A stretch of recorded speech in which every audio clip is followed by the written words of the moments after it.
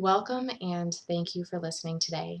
My name is Sarah Kemp and I am an asset manager. Many of you probably don't know what an asset manager is. In fact, I had no idea what it was either before I took this position.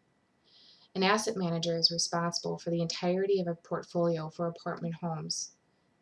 For me, I'm responsible for 14 locations and approximately 1,000 apartments. This means I deal with thousands of applications, thousands of leases, and thousands of tenants. And it is through my many years of experience that I have decided that I really needed to help teach the population how to be the best tenant possible. I'm here today presenting to you the importance of the symbiotic relationship between tenant and landlord. And this has everything to do with you. Now, if I were presenting live, I would be asking all of you how many of you are currently renting, how many of you have been a renter, and how many of you have done exactly what I'm going to tell you not to do, and that's sign a lease without having any idea what you're getting into.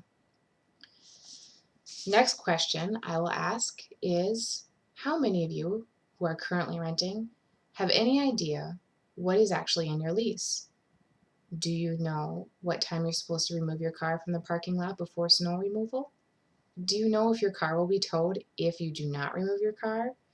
Do you know what warrants a 5-day? Do you know what happens if you get more than one 5-day? More often than not, many people have no idea what their lease says. And I'm here today to tell you, read your lease. You are solely responsible for understanding the documents that you will be signing when you get into a lease. You are responsible 100% regardless of whether or not somebody explained it to you, read it to you, taught it to you. It is your responsibility. Now, I have never lost a single case in court. I have been to court 30 plus times. Do you know why I haven't lost? Because I know my lease. I don't want to have to go to court. It takes a lot of time to go through all the proceedings, and really it's just a matter of making sure that the tenant knows to follow their lease.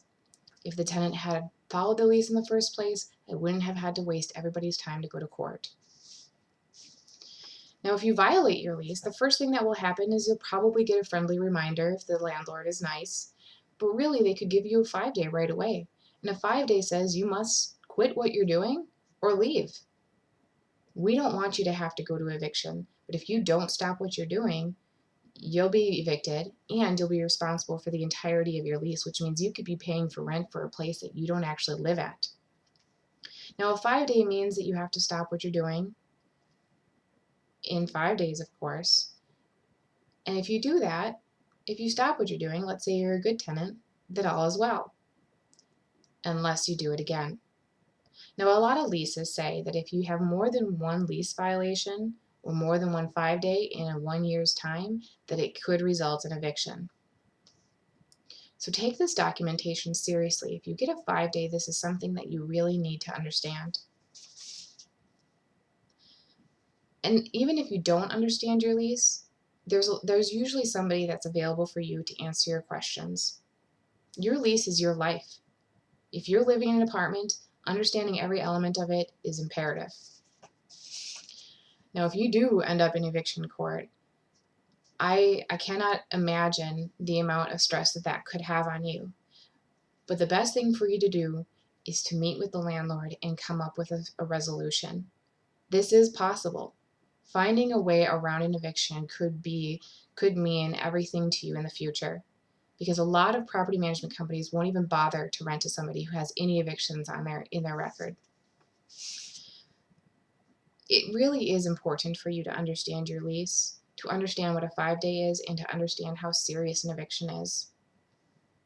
These rules and law that govern your home when you're renting is something that you'll not even realize how important it is until it's too late.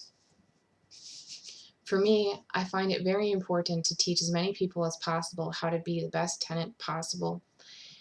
The worst thing you could do is to get into an arrangement without understanding and then to find out that you're losing your home. I take personal pride in the fact that I make sure all of my managers do the best they can to teach their tenants exactly what they're getting into, because I never want to have somebody lose their home. So thank you very much for your time. I really appreciate you listening, especially because it has to do with my job.